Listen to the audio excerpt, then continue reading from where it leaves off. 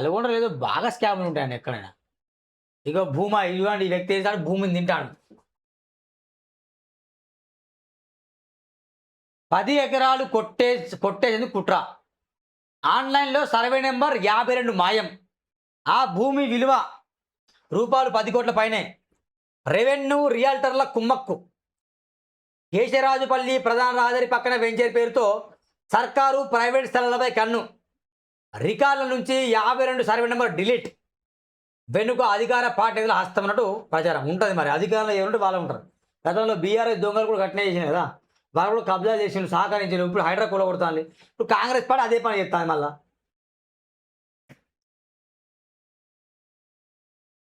నల్గొండ నియోజకవర్గంలో కోట్లాది రూపాయల విలువైన భూదోపిడీ పర్వం కలకలం రేపుతోంది. కేశరాజుపల్లి రెవెన్యూ పరిధిలో రియాల్టర్లు, రెవెన్యూ అధికారులు కుమ్మక్కై భూములను కొట్టేస్తున్నారనే ఆరోపణలు వెలువెత్తున్నాయి. కొత్త వెంచర్కు ఆనుకున్న సర్వే నంబర్ 52లోని 6 ఎకరాల లావుని పట్ట భూమిని టార్గెట్ చేశారు. సదారు భూమిని స్వాహా చేసేందుకు ఏకంగా ఆన్లైన్ రికార్డు నుంచే ఆ సర్వే నెంబర్ను మాయం చేయడం గమనార్హం. అంతేకాకుండా ఆక్రమిత భూములతో పాటు పక్కనే ఉన్న కాలువలు, చెరువు కట్టులను పూడ్చి రోడ్లు నిర్మిస్తారు. ఈ అక్రమ దందా వెనుక అధికార పార్టీ చెందిన ముఖ్య నేతల హస్తం ఉన్నట్టు ఆరోపణలు వస్తున్నాయి. విలువైన భూములను కాపాడిన అధికారులే రియల్టర్లకు పత్తాస్పలపై ప్రజలు మండిపడతారు. ఏమి చేయాలి భయ్ మిమ్మల్ని చెప్పాలి. కోమటిరెడ్డి వెంకటరెడ్డి సమాధానం చెప్పు. కోమటి రాజగోపాల్ రెడ్డి సమాధానం చెప్పు. ఉత్తమ్ కుమార్ రెడ్డి సమాధానం చెప్పు. ముగ్గురు మీళ్ళే కదా నల్గొండను ఏలేది మొత్తం దశాబ్దాలుగా. మరి మీరేం చేస్తాను? ఇలాంటి కబ్జాలు జరుగుతుంటే మరి మీ కళ్ళు దొబ్బినాయా అని నేను ప్రశ్నిస్తాను. రాజగోపాల్ రెడ్డి వాస్తవం మంచివాడు, సేవ చేస్తాడు, మంచి కార్యక్రమాలు చేస్తాడు, చాలా అద్భుతం అనుకుందాం. మరి ఈ కబ్జాలు ఏంది? మరి ఈ కబ్జాలు ఏంది? కోమటిరెడ్డి వెంకటరెడ్డి, ఉత్తమ్ కుమార్ రెడ్డి చెప్పండి సమాధానం. మీ నల్గొండ సంబంధించిన రాజకీయ నేతలే లేకుంటే వేరే దేశ నేతలా? మీ చుట్టూ తెలియదు ఇలాంటివి. మరి రాజకీయ నాయకులు ఎవరు? ఆ ముఖ్య నేతలకు మీరా లేకపోతే వేరే ఉన్నారా? మీరే బయట పెట్టండి. బా బయట పెట్టాలి మిత్రులారా, బయట పెట్టాలి. చూడడానికి ఇట్లుంటుంది. ఇదంతా కబ్జా. ఇగో చెరువుల్ని కబ్జా. ఏం చెప్పాలి ఇలా గురించి రోజు చెప్తున్నా, అయినా కబ్జాలు తగ్గట్లే.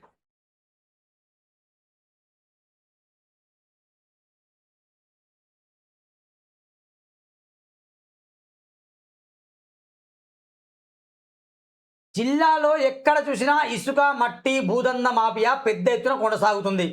అందులో ముఖ్యంగా నల్గొండ నియోజకవర్గంలో కోట్లాది రూపాయల భూదోపిడీ జరుగుతుంది. ఈ నేపథ్యంలోనే నల్గొండ జిల్లా కేంద్రంలోని మిర్యాలగూడ రోడ్డులో రూపాయలు కోట్ల విలువైన భూమిని కొట్టేసేందుకు అధికారులు, రియల్టర్లు కుమ్మక్కైన ప్రచారం జరుగుతుంది. నల్గొండ పట్టణ కేంద్రం ప్రస్తుతం భూ అక్రమ దందాకు కేర్ ఆఫ్ అడ్రస్గా మారింది. ఓ రియల్ ఎస్టేట్ వ్యాపారి ఇరిగేషన్ భూమిలో నుంచి తన వెంచర్లోకి వెళ్ళడానికి దౌర్జంగా రోడ్డు వేసుకున్నారు. కతాల్గూడెం సమీపంలో ఏర్పాటు చేస్తున్న సదారు వెంచర్ కోసం చెరువు కట్టను కూడా ఆక్రమించనే విమర్శలు వస్తుండగా రెవెన్యూ అధికారులు సైతం సర్వే చేసి ఈ అక్రమాన్ని తేల్చేసినట్టు సమాచారం. ఆన్లైన్లో సర్వే నెంబర్ మాయం. ఇక అధికార డబ్బులు ఇస్తే మాయం కాకుండా ఉంటుంది. అట్నే ఎంఆర్ఓ, ఆర్డీఓ, డిప్యూటీ కలెక్టర్లు వీళ్ళు ఎంతో డబ్బులు తీసుకుని ఉంటారు, అందుకే మాయం చేసినారు అనిపిస్తుంది. అప్పుడప్పుడు ఇట్లా మాట్లాడితే తిట్టుకుంటారు, కానీ అప్పుడప్పుడు ఒక మాట అనిపిస్తుంది. ఇక బాధ అనిపిస్తుంది ఆ మాట అంట. నిజంగా నక్సలైట్ ఉన్నప్పుడు బాగుండి అనిపిస్తాయి. అంటే నక్సలిజం నేను ప్రోత్సహించట్లేదు, దయచేసి ఈ వీడు తప్పు అనుకోకండి. ప్రోత్సహించట్లేదు. ఉచ్చబడేది ఒకప్పుడు రాజకీయ నాయకులకి.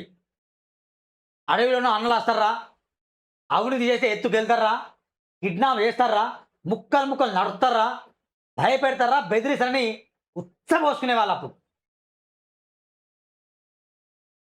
ఇప్పుడు పిప్పి చేసి వసూలు చేస్తారు వాళ్ళే. ఖద్దరు చొక్కా వేసుకున్న రాజకీయ నాయకుడు ఒకప్పుడు నక్సలైట్లు అంటే భయం.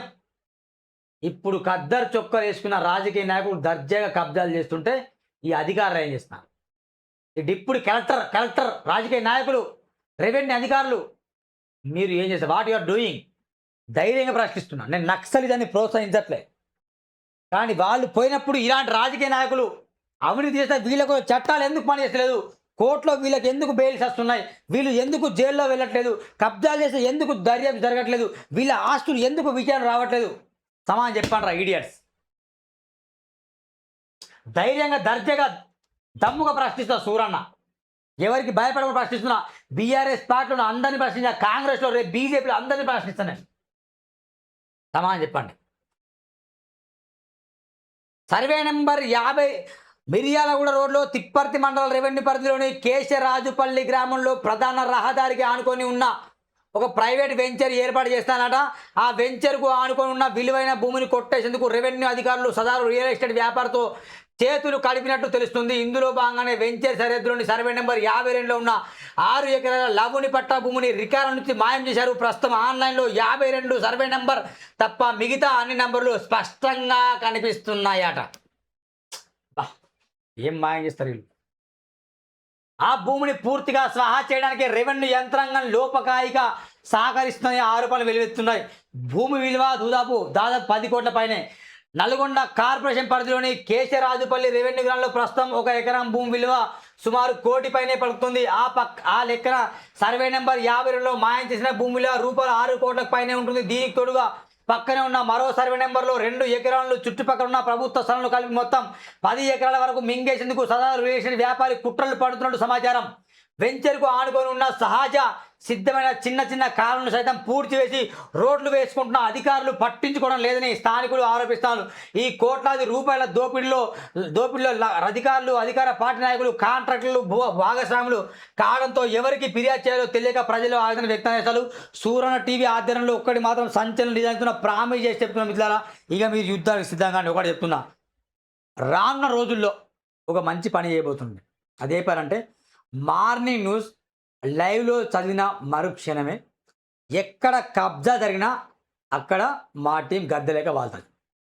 తెలంగాణ రాష్ట్రంలో 33 జిల్లాల్లో ఖచ్చితంగా ఎక్కడ ఏ సమస్య ఉన్నా గద్దెలెక్క వాళ్తాం. మీ భాగవతం బయట పెడతాం. లైవ్లో వెళ్తాం. పోలీసులు వస్తారా, రెవెన్యూ అధికారులు వస్తారా, సబ్ రిజిస్టర్లు వస్తారా, డిస్ట్రిక్ట్ కలెక్టర్ ఆఫీస్ వస్తారా, ల్యాండ్కి సంబంధించిన అధికారులు వస్తారా, ఎవరు వస్తారో రండి. నిజంగా సూరన్న చేసే ఫైట్లో నిజం ఉంటే మీరు మద్దతు ఇవ్వండి. నిజం లేకుండా మమ్మల్ని అరెస్ట్ చేస్తామంటే చెప్తున్నా బిడ్డ, అరెస్ట్ చేయకండి, డైరెక్ట్ చంపండి మమ్మల్ని. ఈరోజే ఈ లైవ్ లాస్ట్. 2-3 రోజులు నేను అవుట్ ఆఫ్ వెళ్తున్నా, బయటికి వెళ్తున్నా. కాబట్టి ఈ 3 రోజులు ధైర్యం చేస్తే ఎక్కడెక్కడ వెళ్తే బెటర్ అని ఖచ్చితంగా లైవ్లో ఇక మొదలు పెడతా. మీ భరతం పడతా. మీరు అనుకోవచ్చు సూరన్న భయపడతాను, భయపడు. సూరన్న వెనుక బలమైన బ్యాక్గ్రౌండ్ ఉంది. ఆ బ్యాక్గ్రౌండే డాక్టర్ బాబాసాహెబ్ అంబేద్కర్, ఆ బ్యాక్గ్రౌండే ఛత్రపతి శివాజీ మహారాజ్, ఆ బ్యాక్గ్రౌండే సాహు మహారాజ్, ఆ బ్యాక్గ్రౌండే పూలే దంపతులు, ఆ బ్యాక్గ్రౌండే బహుముఖ మేధావులు, ఆ బ్యాక్గ్రౌండే నీతి నిజాన్ని నమ్ముకున్న జర్నలిస్టులు. ఇక మొదలెడతాం. బరాబర్ రంగాలు దిగుతాం. మీ కబ్జాల పడతాం, విప్పుతాం మిత్రులారా. ఇది ఓపెన్ ఛాలెంజ్. అందుకే లైవ్ చూస్తున్న ఖచ్చితంగా మీ నంబర్ నాకు వాట్సాప్ చేయండి. మీ నంబర్ డిస్క్రిప్షన్లో స్క్రోలింగ్ అవుతున్న నంబర్ కామెంట్ తెలియజేయండి. మీ జిల్లాలో, మీ గ్రామంలో, మీ మండలంలో కబ్జా గురైతే సూరణ టీవీ దృష్టి తీసుకురండి. సింగిల్ పైసా కూడా ఆశించబిస్తున్నాను మీ దగ్గర. న్యాయం ఉంటే ఆశించా.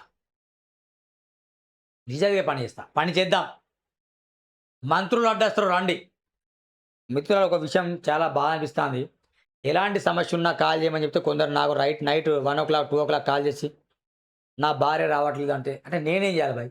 మీ భార్య రాకపోతే అన్న నేను ఒక దగ్గర డబ్బులు తీసుకున్నా, వాళ్ళు బెదిరిస్తాను అంటే నేనేం చేయాలి దానికి? అంటే ఇలాంటి సమస్యలు చెప్పకండి మిత్రులారా ప్లీజ్. మీ గ్రామంలో ప్రజలు పడుతున్న ఆవేదన చెప్పాలంటే నిజంగా వ్యక్తిగత ఆవేదన చెప్తాను. నాకు నా భార్య పుట్టినకెళ్ళి రావట్లేదు, ఒక దగ్గర డబ్బులు తీసుకున్నాను, మోసం చేసిండు. ఇవి కాదు సమస్యలు. ఇవి మీరు తెలుసుకోండి. మీ పంచాయతీ మీ పంచాయతీ. ఈ పంచాయతీ నాకు చెప్తాను. నేనేం చేయాలి దానికి? నేను వెళ్ళి గడ్డం పట్టుకుని బతికినాను, రా అమ్మని బతి ఆ టైం చేసుకోవాలన్నా? ఈ సమస్యలు చెప్పకండి. నిజంగా ప్రామిస్, నాకు బాధ అనిపిస్తాను. సమస్యలు చెప్పాలంటే మీరు వేరే సమస్యలు చెప్పండి. ఈ కుటుంబ సమస్యలు చెప్తారండి.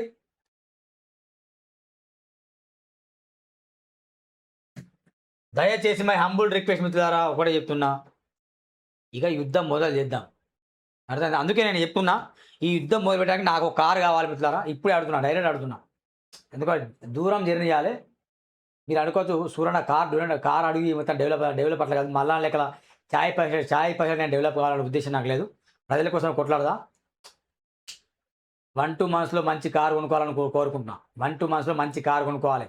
ఎలాంటి కారు అంటే ప్రజల మీరే డబ్బులు పోగు చేసి నాకు గిఫ్ట్ పంపండి. నేను ధైర్యంగా అడుగుతున్నా. నేను డబ్బులు సంపాదించే పనిలో బిజీగా లేను, నాకు అవసరం లేదు. మంచి కారు ఉంటే దూరం దూరం వెళ్ళడానికి ఉపయోగపడుతుంది. లేదా కార్కి మీరని రెంట్‌కి ఇవ్వండి. ఒక ప్లాన్ అయితే ఉంది. ఈ 1, 2 మంత్స్ టార్గెట్ చూద్దాం. దేవా చూద్దాం.